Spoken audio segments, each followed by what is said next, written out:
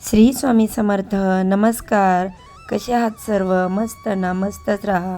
आजचा दिवस तुम्हाला खूप छान सुखाचा, समाधानाचा आणि भरभराटीचा तसेच आनंदाचा जाओ हीच स्वामी महाराजांच्या चरणी प्रार्थना करते आणि आपल्या या आजच्या नवीन व्हिडिओला सुरुवात करते.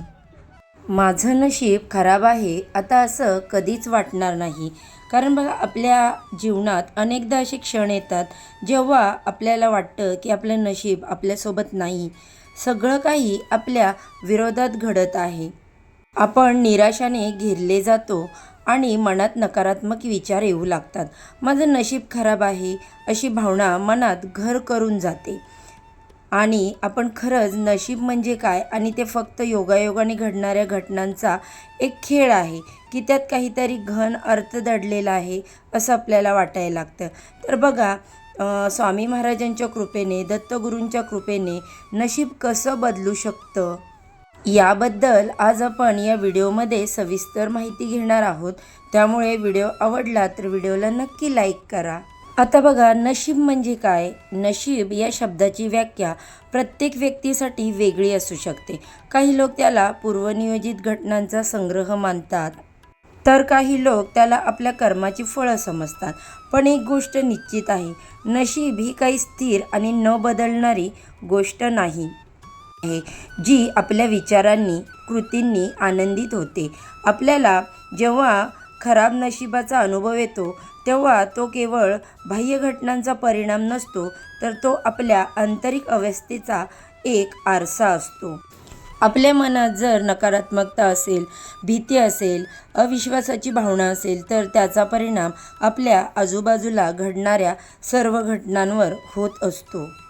आपण नकळतपणे त्याच प्रकारच्या अनुभवांना आपल्या आयुष्यात आकर्षित करतो. याचा अर्थ असा नाही की आपण प्रत्येक वाईट घटनेसाठी जबाबदार आहोत. याचा अर्थ असा आहे की आपण त्या घटनांकडे कसं बघतो आणि कशा नजरेने बघतो. तर दत्तगुरूंनी यांच्या कृपेने भगवान दत्तात्रेय हे ब्रह्मा, विष्णू आणि महेश या तिन्ही देवांचं एक रूप मानलं जातं. ते ज्ञान, वैराग्य आणि परमार्थाचे प्रतीक आहे. त्यांच्या कृपेचा अर्थ केवळ भौतिक इच्छा पूर्ण होणे असा नाही, तर तो आपल्या जीवनात सकारात्मक परिवर्तन घडवून आणणे, अज्ञानाचा अंधार दूर करणे आणि अध्यात्माचा जो प्रकाश आहे तो पसरवणे असा आहे. तर बघा, दत्तगुरूंची कृपा ही एक शक्तीप्रमाणे आहे जी आपल्या आयुष्यातील नकारात्मकता दूर करते.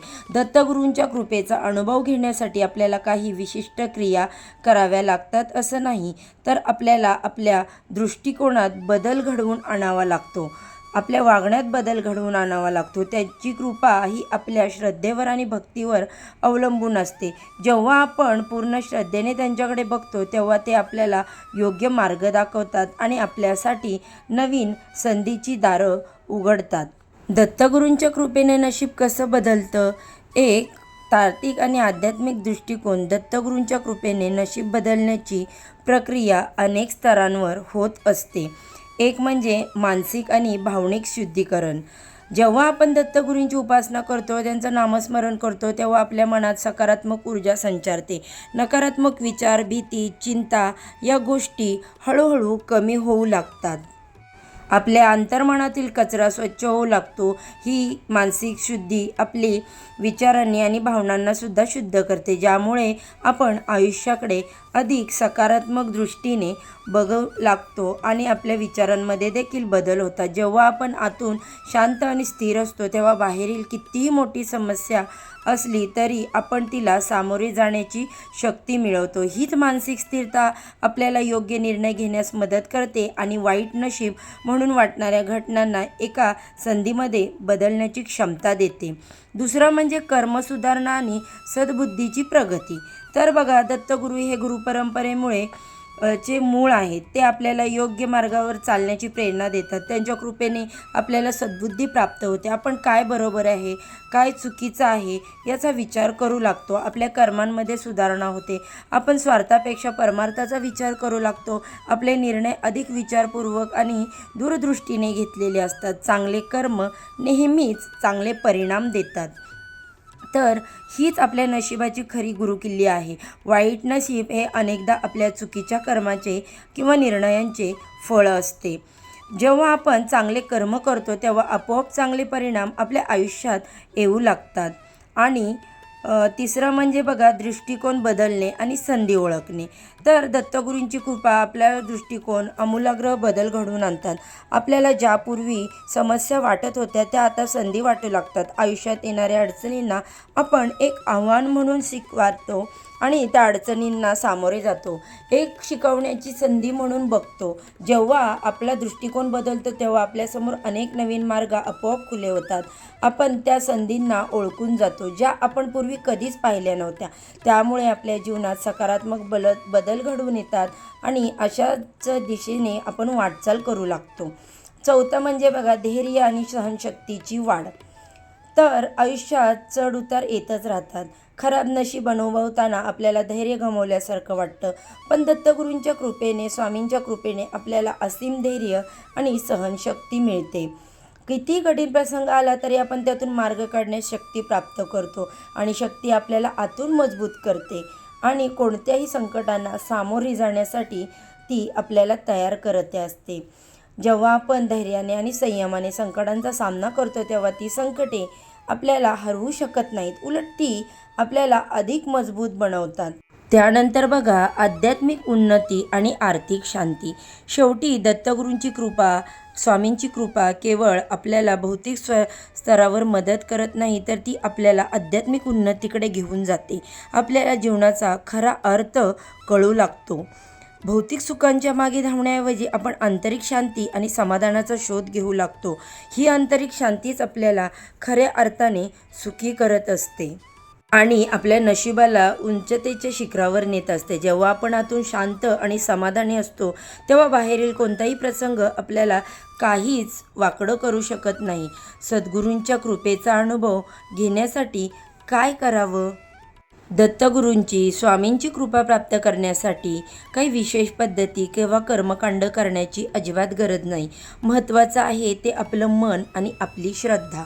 नामस्मरण. दिगंबरा दिगंबरा श्रीपादवल्लभ दिगंबरा या मंत्राचा नियमित जप करा. श्री स्वामी समर्थ, जय जय स्वामी समर्थ या मंत्राचा नियमित जप करा. या जपाने तुमच्या मनात सकारात्मक ऊर्जा निर्माण होईल आणि नकारात्मक विचार जे आहेत ते दूर होऊ लागतील.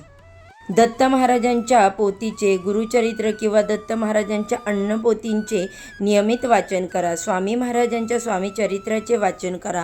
यातून आपल्याला नक्कीच चांगले अनुभव प्राप्त होतात. सेवाभाव. आपल्या आसपासच्या लोकांसाठी, गरजू लोकांसाठी मदत करा. निस्वार्थ सेवाभाव हा दत्तगुरूंच्या, स्वामींच्या कृपेचा एक महत्त्वाचा अनुभव आणि मार्ग मानला आहे. श्रद्धा आणि विश्वास. दत्तगुरू तसेच स्वामी समर्थ महाराज तुमच्या पाठीशी आहेत. तुमच्यावर त्यांची कृपा आहे. त्यांच्यावर पूर्ण विश्वास ठेवा. नकारात्मकता टाळा. नकारात्मक विचार, बोलणं, लोकांपासून दूर राहा. जे नकारात्मक लोक आहेत त्यांच्यापासून. आपल्या आजूबाजूला ती लोक नक्कीच असतात. आपल्या आजूबाजूला सकारात्मक वातावरण ठेवा. निष्कर्ष काय निघतो यामागून? आपलं नशीब चांगलं घडतं. माझं नशीब खराब आहे हा विचार सोडून द्या. नशीब ही काही जन्मापासून ठरलेली आणि न बदलणारी गोष्ट नाही. ती एक प्रवाही ऊर्जा आहे जी आपल्या विचारांनी, आपल्या कर्मांनी आणि आपल्या श्रद्धेने घडवता येते. दत्तगुरूंची कृपा आपल्याला हे शिकवते की आपल्या आयुष्याची सूत्र आपल्या हातात आहेत. जेव्हा आपण दत्तगुरूंच्या, स्वामींच्या शिकवणीनुसार चालतो तेव्हा आपले विचार शुद्ध होतात, आपली कर्म चांगली होतात आणि आपला दृष्टिकोन सकारात्मक होतो. हीच प्रक्रिया आपल्या नशिबाला चांगल्या दिशेने घेऊन जाते. दत्तगुरूंची, स्वामींची कृपा ही एक अशी शक्ती आहे जी आपल्याला खऱ्या स्वरूपाची ओळख करून देते आणि आपल्याला आपल्या जीवनाचा शिल्पकार बनवते. त्यामुळे खराब नशीब या संकल्पनेला सोडून द्या आणि दत्तगुरूंच्या, स्वामींच्या कृपेवर विश्वास ठेवा. तुमच्या प्रयत्नांनी आणि तुमच्या श्रद्धेला त्यांच्या कृपेची जोड मिळाली की तुमच्या आयुष्यात नक्कीच सकारात्मक बदल घडून येताना दिसतील. हे केवळ एक अंधश्रद्धा नाही, तर ती एक मानसिक आणि आध्यात्मिक सत्य आहे जे अनेकांनी अनुभवलं आहे आणि तुम्ही अनुभवू शकता. तुमचं नशीब तुमच्या हातात आहे आणि दत्तगुरूंच्या, स्वामींच्या कृपेने तुम्ही ते नक्कीच उज्ज्वल करू शकता, बदलू शकता. तर बघा, या व्हिडिओमधून आपण पाहिलं आहे की माझं नशीब खराब आहे आपण नशिबावर बोटं ठेवतो की माझ्या आयुष्यात कधी चांगलं होत नाही, चांगलं घडत नाही, नेहमीच वाईट घडतं आहे, माझंच नशीब खराब आहे, असं आपण सारखं नशिबाला टोकत राहतो. तर स्वामी महाराजांचे, दत्त महाराजांचे हे विचार जर आपण अनुभवले, त्यांच्या विचारसरणीवरती जर आपण चालत राहिलो, तर नक्कीच आपल्याला हा शब्द बोलण्याची वेळ इथून पुढे कधीच येणार नाही की माझं नशीब खराब आहे. अजिबात नाही, असं कधीच म्हणू नका. प्रत्येकाचं नशीब हे चांगलं असतं, पण ते आपल्या कर्मावरती, कर्तृत्वावर अवलंबून असतं. तुम्ही कर्म चांगले करा, चांगल्या कर्माचं फळ तुम्हाला नक्कीच चांगलं मिळेल. तर बघा, ही अत्यंत छोटी आणि महत्त्वपूर्ण अशी माहिती मला तुमच्यापर्यंत पोचवायची होती. माहिती जर आवडली असेल, व्हिडिओमध्ये जर मी सांगितलेली माहिती हेल्पफुल वाटली असेल, तर व्हिडिओला नक्की लाईक करा. चला तर मग आजच्या व्हिडिओचा इथेच एंड करते. उद्या अशाच छानशा माहितीसोबत पुन्हा नव्याने भेटू. सर्वांना श्री स्वामी समर्थ. दिगंबरा दिगंबरा श्रीपाद वल्लभ दिगंबरा.